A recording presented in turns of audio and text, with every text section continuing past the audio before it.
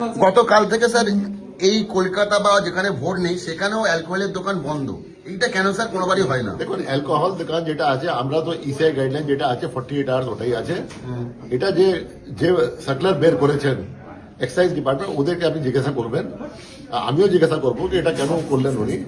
কিন্তু ECI guideline যেটা আছে, আমরা ওটাই গাইডলাইন যেটা আছে পালন করার জন্য বললাম।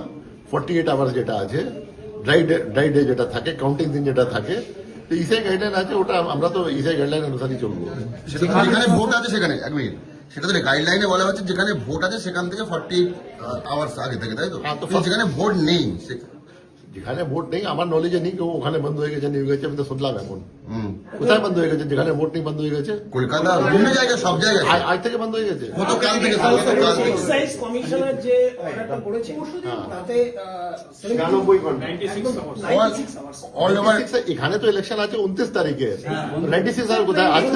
আজকে তো আপনার 9 দিন বাকি আছে, 8 দিন বাকি আছে। স্পেসিফিক করা নেই all over West Bengal sir, সেই কারণেই সমস্যা হচ্ছে। এবং গোটা সেটা যেটা জিজ্ঞাসা করে নেবেন এক্সাইজ কমিশনারকে, আমি শুনলাম, আমিও জিজ্ঞাসা করে নেবো। আমরা যে ইসিআই গাইডলাইন বাইরে কাকে কিছু বলিনি, যেটা আছে না আমাদের পরামর্শ নেওয়া হয়েছে, না আমাদের অ্যাপ্রুভাল নেওয়া হয়েছে, না আমাদের থেকে নির্দেশ কিছু এরকম গিয়েছে।